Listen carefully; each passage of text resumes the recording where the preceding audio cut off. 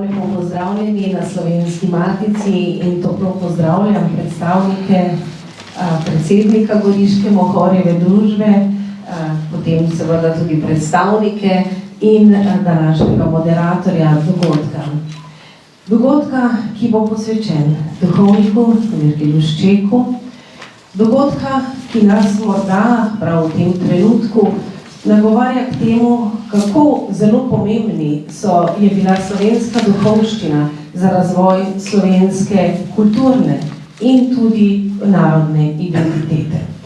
In ta predstavitev danes naj bo nekak klic vsem tistim, ki danes opravljajo to vlogo, da je potrebno znova imeti pogum Virgila Ščeka, imeti vizijo Virgila Ščeka, imeti tudi njegov ponos, njegovo domoljubnost, ljubezen do slovenstva v srcu. Goriška Mohorjeva družba je seveda nam tukaj danes še posebej dragocena, saj ne vemo, ali bi jo Slovenska matica pravzaprav poimenovala svojo starejšo ali svojo malo mlajšo založniško sestro. Glede na to, da je njena dragocena dediščina izhaja seveda iz družbe Svetega Mohorja, ki je bila tako rekoč prva slovenska založba, je potem naša starejša sestra. Glede na to, da pa je bila tako zelo pomembna, nekako kot samostojna založba ustanovljena 1923, pa jo lahko imenujemo tudi našo mlajšo dragoceno sestro. Vsekakor brez Mohorjevih družb nikakor ne bi mogli samo z matičnimi knjigami, ki so bile posvečene predvsem zahtevnejši, strokovni, tudi znanstveni javnosti, razvijati in krepiti slovenske narodne identitete. Zato se danes založbe znova povezujemo in družimo v sporočilu, da smo v slovenski jezik urojeni. To ni nekaj, kar nam je dano zgolj in samo po naključju. S tem, ko govorimo slovenščino, mislimo drugače, čutimo drugače, doživljamo drugače. Naša ljubezenska poezija je drugačna zaradi njene dvojine. In tako moramo doživljati tudi vse naše dragocene duhovne očete. Enega izmed njih bomo danes predstavili tukaj in iskreno se zahvaljujem, da ste zaupali Slovenski matici in da ste danes tukaj z nami. Vrata so seveda Goriški Mohorjevi vedno na zgršaj odprta. Lepo pozdravljeni tudi v imenu Študijskega centra za narodno spravo. Vedno, ko nastopiš kot drugi z pozdravnim nagovorom, posebno, če je prvi tako imeniten, imaš težko nalogo, ampak bom uvodoma se iskreno zahvalil Matici za prostor, Goriški Mohorjevi za sodelovanje pri izdaji dnevniških zapisov in pa iskrene čestitke urednikoma, da sta to mukotrpno delo uspešno, več kot uspešno zaključila. Na Študijskem centru smo letos izdali zelo veliko bero monografij, nekaj jih lahko vidite tukaj in jih lahko tudi kupite, seveda tudi dnevniške zapise danes z popustom. Hvala vsem, ki ste si vzeli čas, da ste danes prišli sem in upam, da se bomo v takšnem ali pa še večjem številu zbrali tudi, ko bo drugi del dnevniških zapisov išel. Si ne bomo še napovedati detalje, ampak zagotovo pa kmalu. Hvala lepa. Spoštovani prijatelji, dragi obiskovalci, hvala gostiteljem na Slovenski matici, doktorici Ignaciji Fridl za zavetje in podporo pri predstavitvi pomembnega dela za primorsko in slovensko zgodovino. Gre torej za dnevniške zapise Virgila Ščeka, vsestranskega primorskega duhovnika in politika. Ob meni je eminentna zasedba 3 primorskih rojakov, ki bodo predstavili v nekem smislu vodilno osebnost iz časov, ki so bili za narodni obstoj primorskih Slovencev najtežji, a so bili hkrati po božji previdnosti to tudi časi, ko so bili na čelu primorske cerkve najboljši, izjemni duhovniki, pogumni, pokončni, zvesti Bogu in narodu. O tem bodo spregovorili predsednik Goriške Mohorjeve družbe, monsignor Renato Podbersič, pobudnik za to delo, ter urednika, njegov nečak, dr. Renato Podbersič in naš rojak z Vipavske, odličen zgodovinar, dr. Matic Batič. Besedi vabim monsignorja Renata Podbersiča, predsednika Goriške Mohorjeve družbe, ki je praznovala lansko leto 100-letnico delovanja in eden od pobudnikov za nastanek te veje Mohorjevih družb je bil prav Virgil Šček. Gospod Podberzič, vi ste nekako rasli v živem spominu na Virgila Ščeka in kasneje ste prišli tudi do njegovih zapiskov in jih eden prvih tudi prebirali. Kako je potem nastala ideja, da izide knjiga o vsaj prvem delu dnevniških zapisov?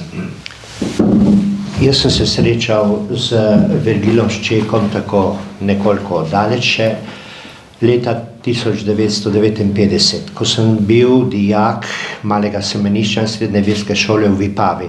Tam smo imeli za slovenščino profesorja dr. Tona Požarja, ki nas je upeljal v ta svet Virgila Ščeka. Namreč sta bila po drugi svetovni vojni in še kakšno leto med drugo svetovno vojno skupaj v Lokvi pri Divači. Požar je bil župnik, ta je bil pa že upokojeni duhovnik. In po posredovanju sestre Bredešček, Virgilove sestre, je dobil ta dr. Požar 14 debelih zvezkov, paberki se imenujejo, okrog 200 strani vsak obsega, ročno pisano, razni so mu pisali. Tam je morje izrednih podatkov o etnologiji na Krasu, ker on je živel v Auberju, največ let kot župnik Virgil Šček, pa tudi kasneje v Lokvi in je tisti predel dobro poznal. In je v teh paberkih poleg etnologije še podatki za tiste, ki študirajo gradbeništvo, portali kraških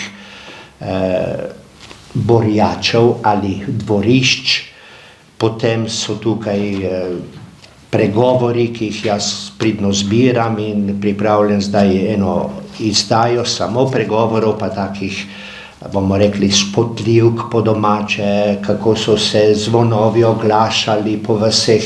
To je bil izreden človek.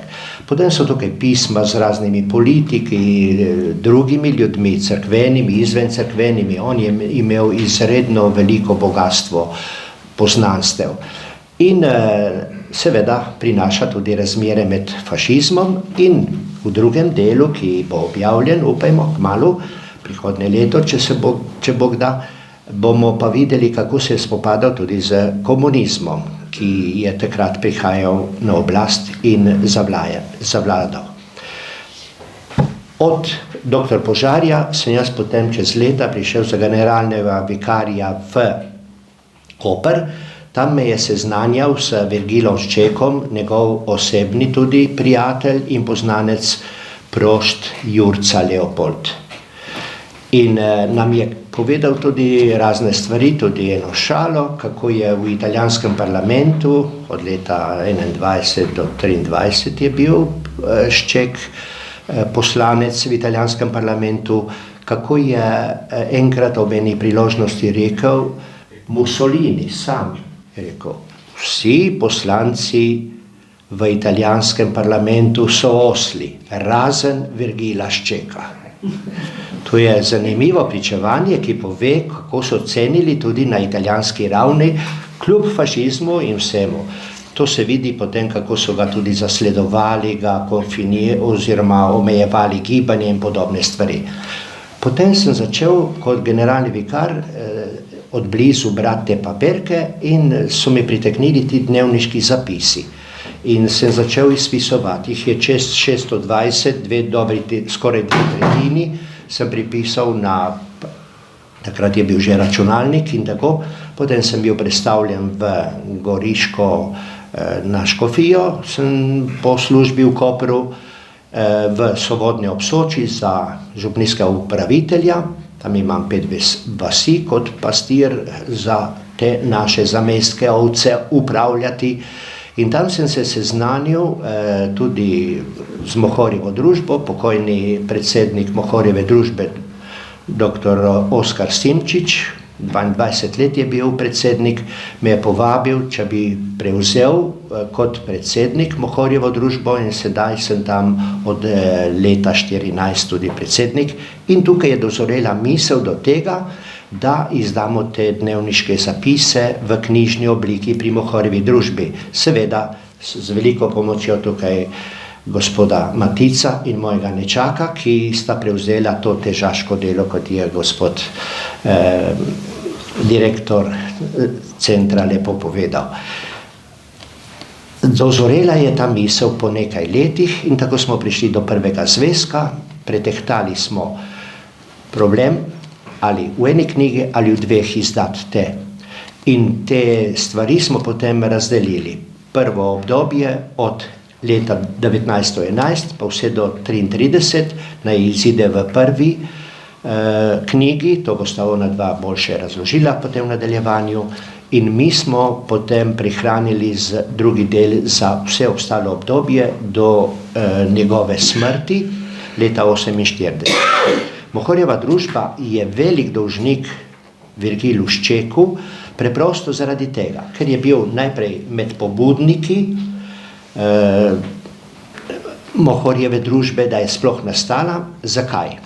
Ker so nastale po prvi svetovni vojni nove državne meje in zaradi tega je bil prihod knjig Mohorjeve družbe na Primorsko zabranjen, tako rekoč preprečen, in so začutili potrebo, da tisto veliko število članov Mohorjeve družbe leta 1914 jih je imela 16.697 na Primorskem, da to nekako v neki novi obliki peljejo naprej.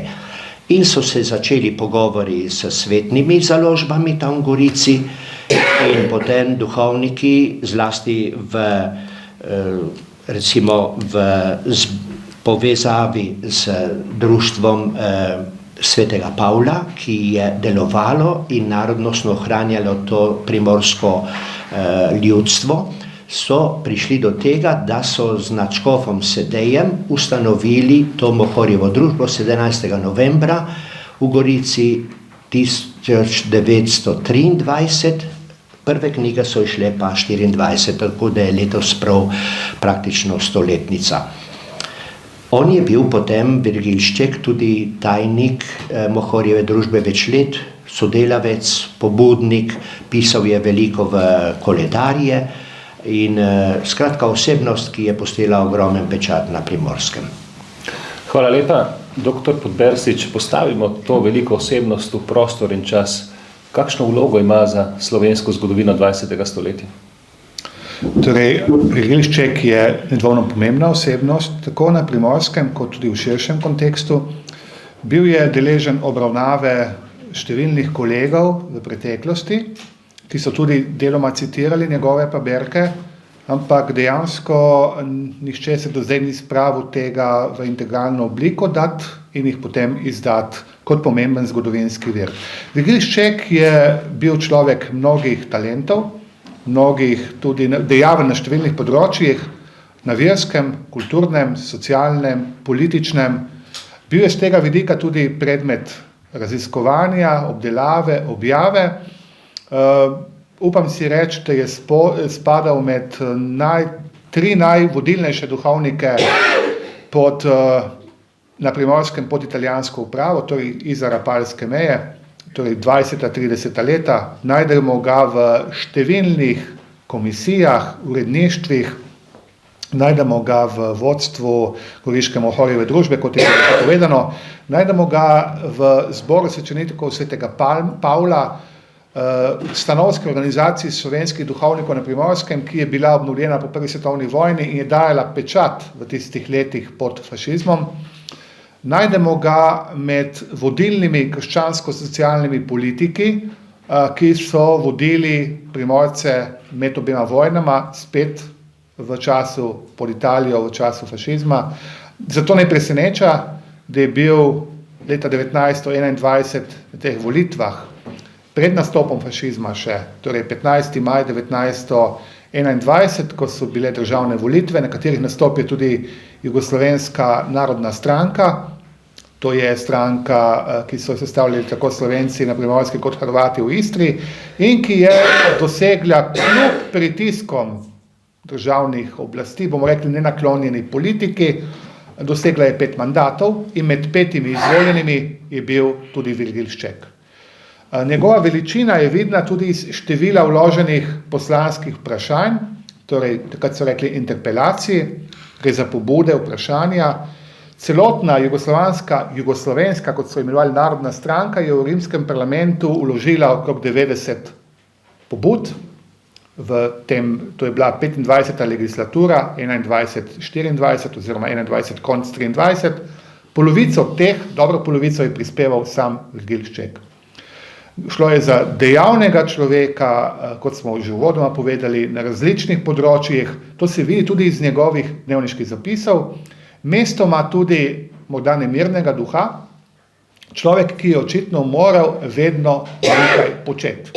Bil dejaven in to svojo dejavnost je tudi očitno prenašal nalezljivo na svoje sodelavce. Bil je očitno dober motivator.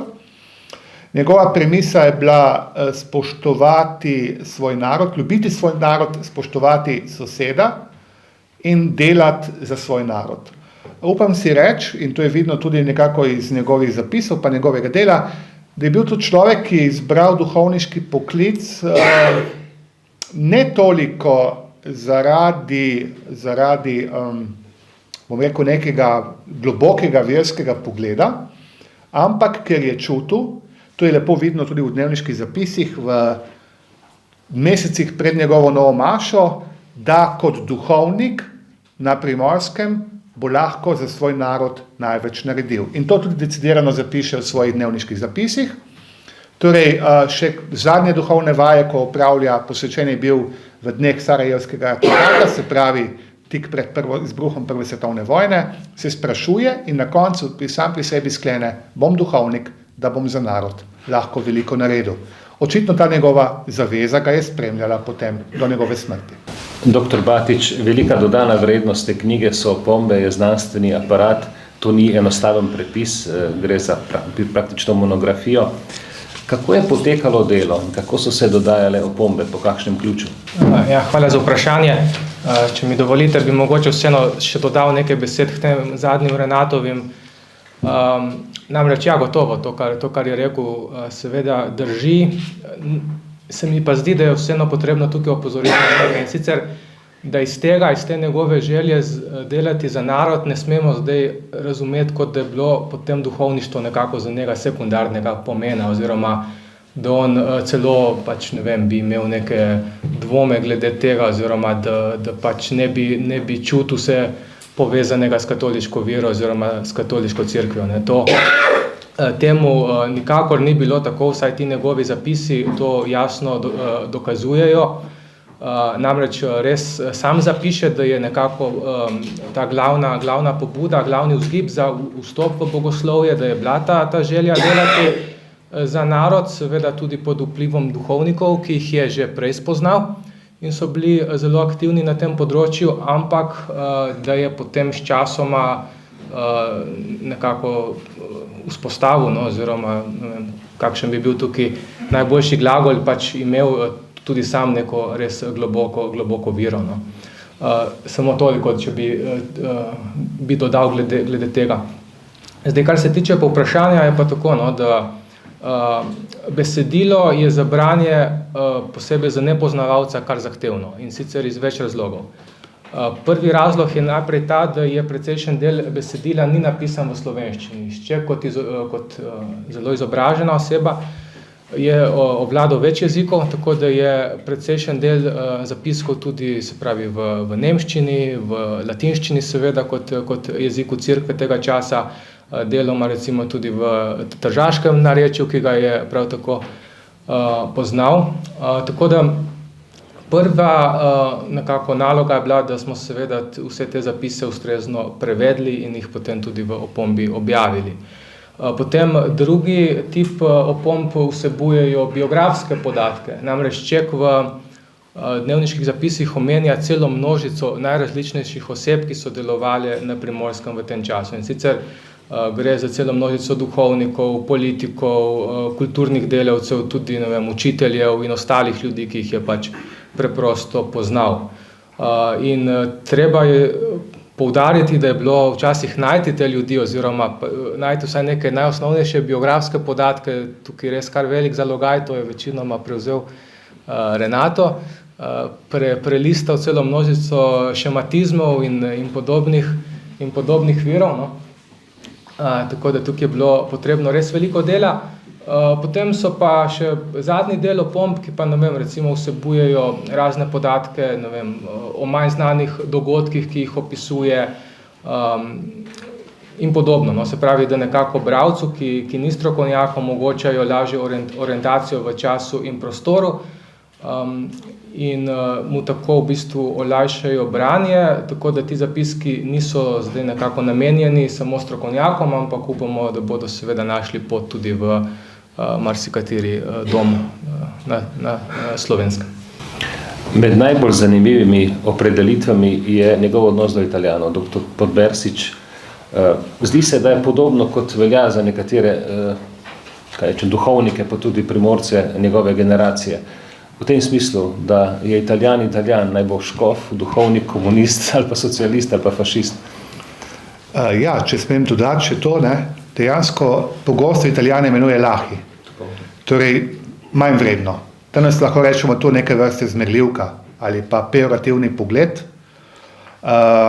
Bil je Vipavc, mimogrede knjigo spremlja tudi uvodna študija, in tam dejansko sva se z Maticem naslonila na že ugotovljene izsledke o njegovem rodu, ki ga je deskribiral tukaj prisoten profesor Tino Mamić, ga je obdelal, objavil že velikokrat v svojih študijah in je zelo, zelo podrobno pokazal, odkot izvira Ščekov rod, torej iz Vipave, ampak bil je vsajen v ta italijanski nacionalistični, takrat še tudi slovenstvom prežeti Trst, nenazadnje Trst je bil največje slovensko mesto pred Prvo svetovno vojno, in tam je bil Trst, torej vipavski rojak rojen v Trstu, in seveda ta tržaška predmestja so bila takrat še precej slovenska, šolanje je bilo v slovenščini, cel kup intelektualcev, od bančnikov do učiteljev je delovalo v Trstu tistega časa, Šček jih tudi omenja, ampak po eni strani ta kozmopolitski pogled,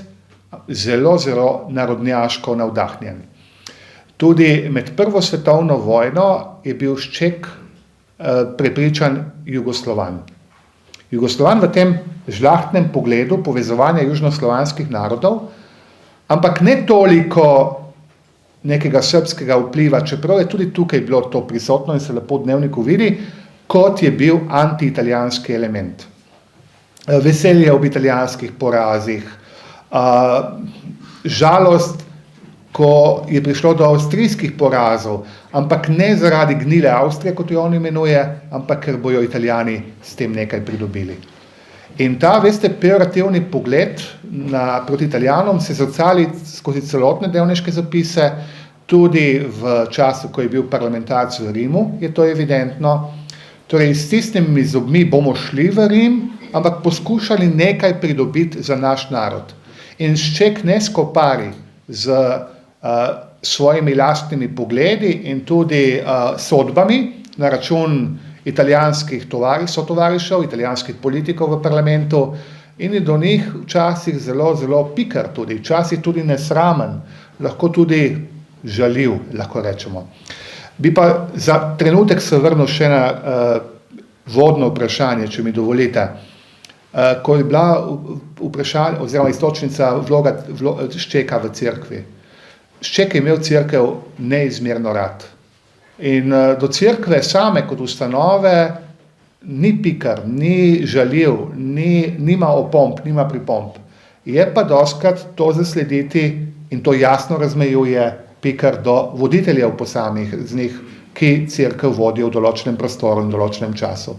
Zlasti, ko je začutil, da gre za umanjkanje priznavanja, pripoznavanja nekih pravic, naj si bo socialnih, naj si bo narodnih ali pa kulturnih.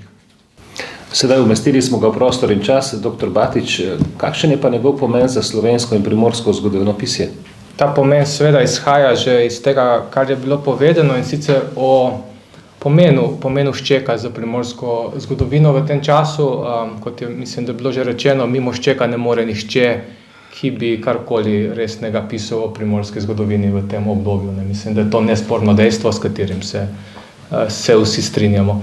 Zdaj, če nekoliko podrobneje odgovorim na to vprašanje, bi sam izpostavil predvsem 3 vidike, preko katerih ti dnevniški zapiski prinašajo nek pomemben doprinos z zgodovinopisno raziskovanje. Prvi vidik je, kot rečeno, za primorsko zgodovino, pri čemer niti ne mislim toliko politične zgodovine v ožjem pomenu besede, ker dobro, so sicer tudi zapisi, ki se na to nanašajo, ampak rekel bi, da niti niso toliko v ospredju. Ravno v času, tudi ko je bil najbolj politično aktiven, so v bistvu tudi ti zapiski najmanj obsežni, verjetno iz preprostega razloga, ker pač ni imel časa. Ne. Oziroma je bil zelo zaposlen z parlamentarnim delom, pa tudi z ostalim delom, v katerega je bil upleten v tem času. Se pravi, v mislih imam torej predvsem pomen z nekako zgodovino vsakdanjega življenja, lahko bi rekli tudi za kulturno zgodovino. Zapiski namreč vsebujejo množico opažanj o vsakdanjem življenju ljudi, konec koncev o njihovih vrednotah, o vrednostnem sistemu, seveda o socialnem položaju, o kulturnem življenju in tako dalje, tako da res prinašajo zelo bogat vir podatkov za vsa ta vprašanja, pri čemer se moramo zavedati tudi tega, da je bil sam, kot je bilo izpostavljeno, izobražen, zelo pronicljiv opazovalec, tako da so tudi z tega vidika ti zapiski velike vrednosti. Potem je drugi vidik, ki ga je prav tako vredno izpostaviti, to je pomen z preučevanja katoliškega političnega tabora na Slovenskem. Tukaj mislim, da nas čaka še kar precej dela, preko se bo ta podoba res v celoti izrisala. Še vedno je namreč prisotnih veliko predsodkov, veliko poenostavitev. Lahko bi rekli, da imamo tudi preveč pred očmi ta, kako bi rekel, položaj v osrednji Sloveniji, ne da bi se zavedali, da je bil položaj na periferiji, na obrobju pogosto precej drugačen. In tudi z tega vidika, kot rečeno, so zapiski zelo zanimiv vir. Zadnji vir, ki se mi ga zdi pa prav tako pomembno izpostaviti, pa je njihov pomen za Ščeka kot osebnost. Ne. Kot je že Renato izpostavil, o Ščeku imamo sicer že kar veliko študij, verjetno celo največ o primorskih duhovnikih v tem času oziroma osebnostih. Ampak to seveda še ne pomeni, da je s tem raziskovanje te tematike izčrpano. Mislim, da se da povedati še marsikaj novega, kot sva tudi midva skušala v spremni študiji k tej izdaji. In težava je doslej dejansko bila ta, da so bili zapiski precej težko dostopni, ne toliko zaradi same hrambe v arhivu, ampak zaradi njihove velike razdrobljenosti med temi 14 zvezki pa berko, kjer so dejansko zapisani brez vsakega kronološkega reda. Tako da je njihova uporaba doslej zahtevala res nek velik angažma. Odslej pa bo temu drugače, tako da lahko upamo, da nas v prihodnosti čakajo tudi nove študije o Virgiliju Ščeku, tudi kot osebnosti, pa seveda o njegovem delovanju. Kot ste dejali, ponuja neverjetno iskren uvid v takratni čas, ker je to nekako kar nenadzorovano pisal in si beležil na način, kot si je. In je to v nekem smislu časovna kapsula, ki res omogoča način razmišljanja takratnega časa. Glede na njegovo iskrenost, ste tudi kaj izpustili, cenzurirali, tako rekoč? Ne. Sam sem že v preteklosti sodeloval pri izdajah raznih znanstveno-kritičnih izdaj, pa smo izpuščali, zlasti ko se je govorilo o osebnih podatkih, recimo o povezavi s spolnostjo ali kaj takega, torej neka integriteta človeškega življenja. Tukaj tega ni bilo in dejansko nisva cenzurirala popolnoma nič. Posegala sva v tekst samo tam, kjer je bilo treba kakšno črko prestaviti. Recimo njegova latinščina je bila na zavedljivi ravni, na visoki ravni, konec koncev je imel latinščino v srednji šoli, torej bi rekli v semenišču in potem na fakulteti. Teološka visoka šola, Bogoslovje Goriško, ki je pokrivalo celotno avstrijsko primorje, pa tudi potem Trst in Poreško-Pulsko škofijo do, bomo rekli, Ljubljana je imela svoj študij, je celoten pouk potekal v latinščini. A si predstavljate? Izpiti, predavanja v latinščini.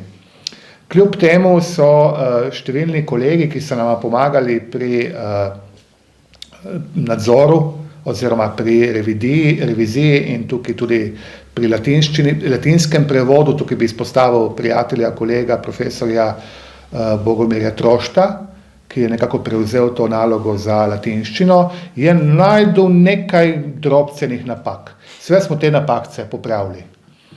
Tukaj je šlo za poseg, kakšno vejico smo dali zaradi lažjega branja. Drugače, veste, tudi jezik ostaja jezik primorski tistega časa. Vključno z domačimi besedami, narečnimi, ki smo jih rajši pustili in jih potem razložili v opombah. Kajti veste, današnji bralec, jezik je živa stvar in seveda bi nekatere tudi sami primorci težko razumeli. Zlasti so besede v povezavi z cerkvijo, cerkveni izrazi, ki jih danes ne uporabljamo več. Takrat so bili, kot mi je moj soimenjak povedal in glavni promotor pri nastanku tega dela, dejansko so bili splošno sprejeti in tudi uporabljeni. Drugače pa opombe same dajejo to živost knjigi. Knjigo bi se težko bralo brez teh opomb.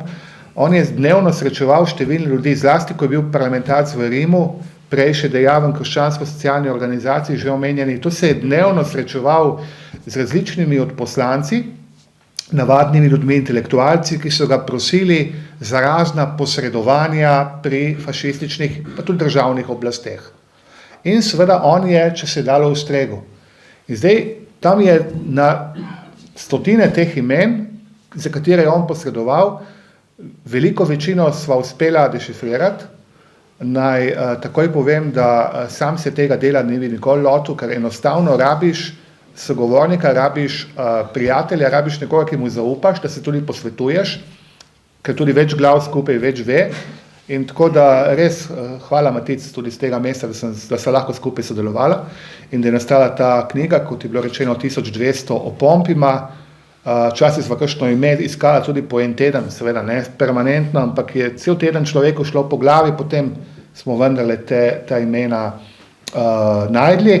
Težava bila v tem, recimo, cel kup duhovnikov iz Kranjske in iz Češke, z Moravske je na Primorskem delovalo obdobju avstrijske uprave.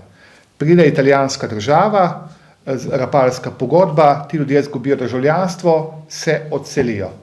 Šček jih omenja, potem pa kar naenkrat izginejo iz našega spomina. Se vrnejo na Češko, se preselijo v Dalmacijo, torej v Kraljevino SHS oziroma Kraljevino Jugoslavijo, treba najdete osebe.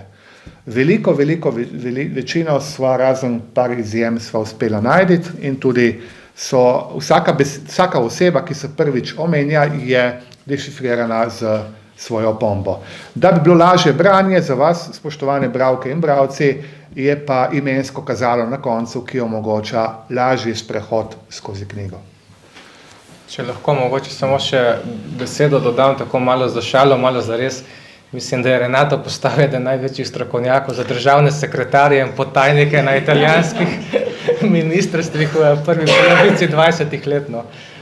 Tukaj res je neverjetno, koga vse mu uspelo izbrskati, tako da vse pohvale, Renato. Težava v tem, ker on je hodil na audience. Mussolinija hitro dobiš, ampak njegovega tajnika, Mussolini je imel celo goro tajnikov in on jih pol omenja. Ja, to smo vse dešifrirali, ne samo jaz, skupaj smo to naredila.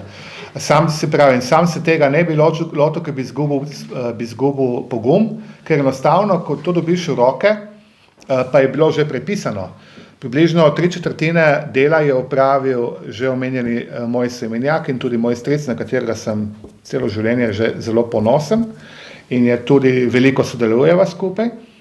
In zmeraj, ko sem ga obiskal, in to verjemite, da je pogosto, me je pričakal z vprašanjem, kdaj se lotimo Ščeka. In njegova gorjača je bila za vrati, ta duhovna gorjača, seveda, ki je to spodbujala, odlašala sva z Maticem, še enkrat ponovim, sam se tega ne bi lotil. In zdaj ta knjiga pred nami, prvi del, Razdelila sva tako približno na polovico. Po količini je zdaj malo več kot polovica objavljena, od 1909, od njegovih dijaških let, do 1933, do konca 1933. Ostane nam potem samo še 14 let, ampak ta leta so nabita z dogodki, tudi osebami.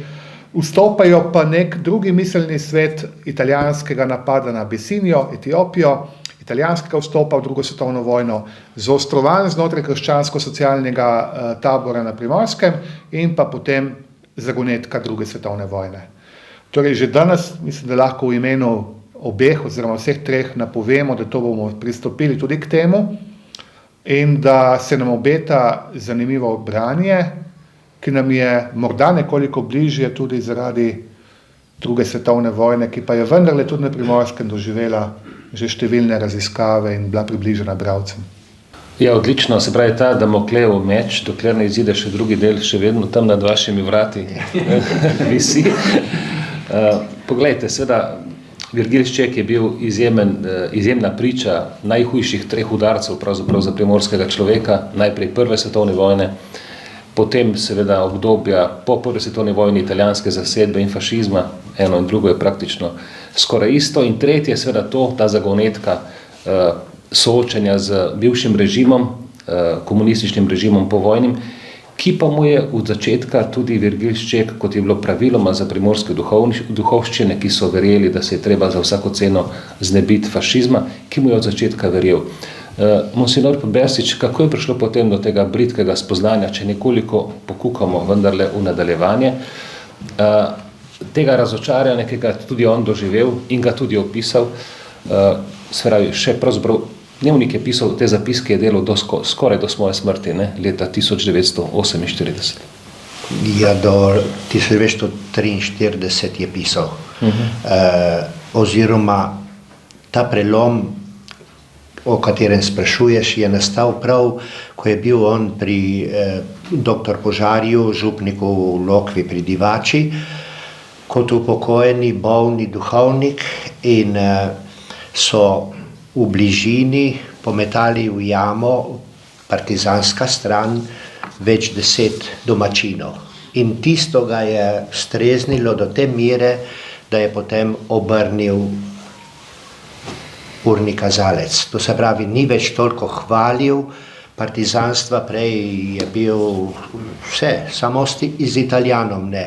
Tudi v pekel bi šel s komunisti in podobno. Potem se je pa spremenilo njegovo gledanje, ko je videl na delu dejansko osvobodilno fronto, ki je pač tudi pobijala, kot vemo. Z tega vidika on ni izdal, ampak nadgradil svoje gledanje. Prejšnje gledanje ni izdal. Podobno se je zgodilo z našim rojakom, izhajava midva z nečakom iz Vrtojbe na Goriškem, tam ob meji, Zavadlav Izidor, duhovnik, ki so ga iz naše vasi, ki je bil posvečen pred drugo svetovno vojno in je bil župnik v Gorenjem polju blizu Anhovega. Poznamo Anhovo po Salonitu in teh stvareh. In je bil navdušen, torej borec proti fašizmu in Italijani bi ga živega požrli, če bi mogli takrat. Po vojni, 15. septembra 1946, ker je ob pobojih, ki so se dogajali v Brdih in v Posočju, spregovoril in nekako to ravnanje partizanstva razgalil, so ga potem umorili, ko je šel iz Liga ali Marinega Celja, kot rečemo, kjer so imeli praznovanje žalostne Matere Božje, tam je Marina cerkev tudi, se je vračal domov v Gorenje polje, ki je približno nekaj 3/4 ure peš v dolino in so mu postavili tam 3 zasede, partizani, oziroma nasledniki partizanov, bomo rekli, se je že bil 46 leto.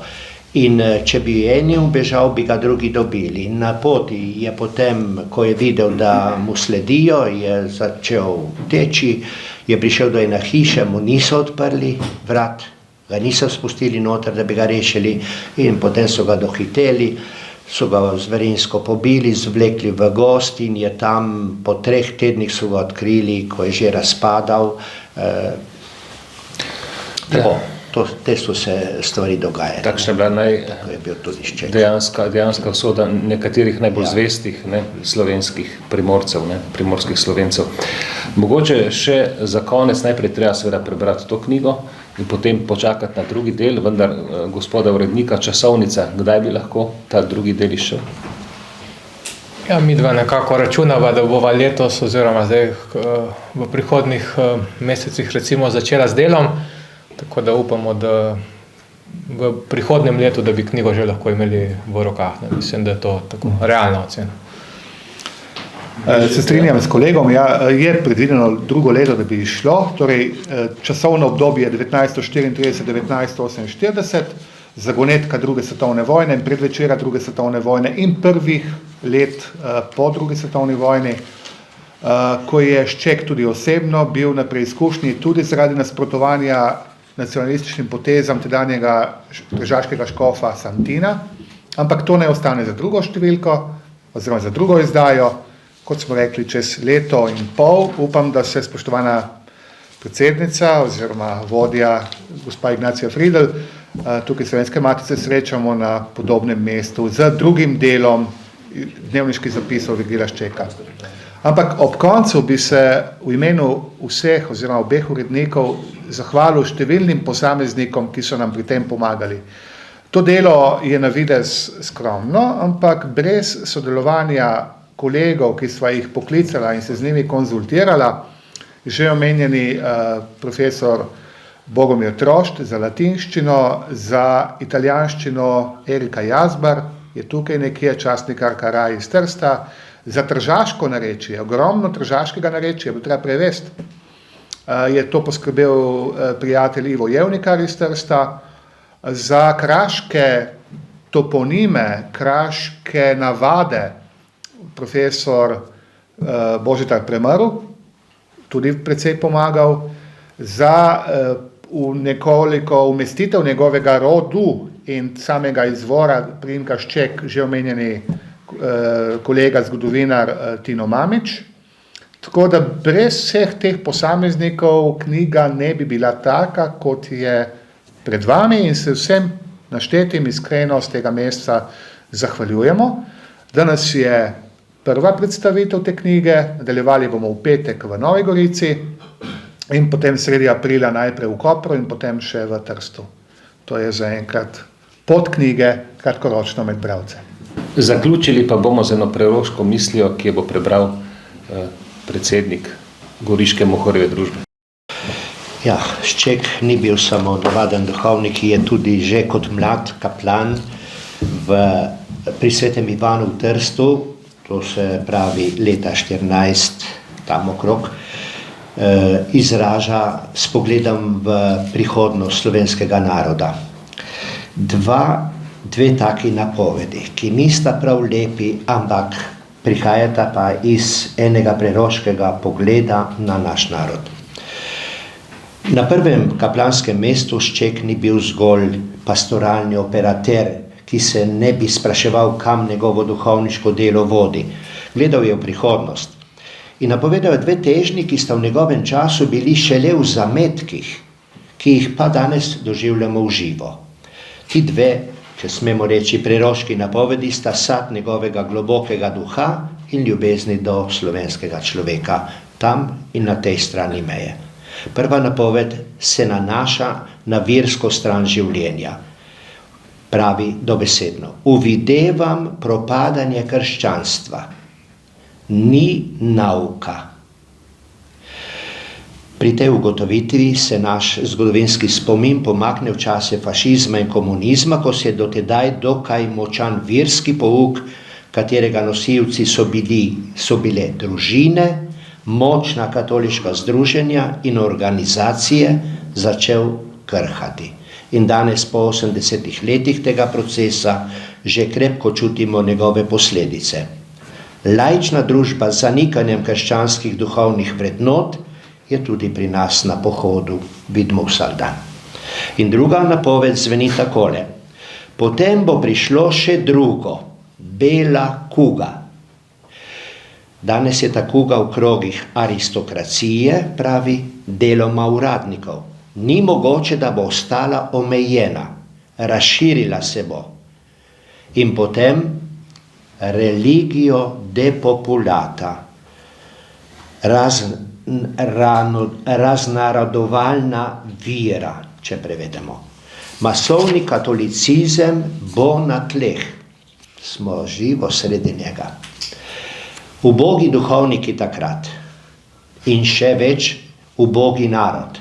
Ne smemo pozabiti, da je prav v času Ščekovega kaplanovanja začel proces demografskega upadanja slovenskega naroda, ki še traja in mu ni videti konca. Jaz to opazujem vsak dan v zamejstvu, ko se sproži pogovor o otrokih, o bodočnosti zamejskega človeka, ljudje utihnejo preprosto. Nanj je torej na ta korak upozarjal preprosti, a veliki svetoivanski kaplan Virgil Šček. 14, 24, 25 let je imel takrat. Hvala. Hvala lepa, bomo sedaj sklenili to našo predstavitev. Ko se oziramo po takih možeh, kot je bil Virgil Šček, kot se tukaj lahko brali, bi lahko rekli, da so bili pač drugi časi, ampak v bistvu so časi enaki na isto temo. V bistvu smo mi drugačni, ne? Pogosto manj dosledni, manj pogumni, manj bojeviti, kot je bil Virgil Šček in njegovi sodobniki. In naj nam bodo njegovi boji, njegovi vzponi, tudi padci in razočaranja v nekem smislu za zgled in navdih, ko delamo za slovensko stvar. Hvala vsem za udeležbo. Berite dobre knjige, začenši s to in srečno.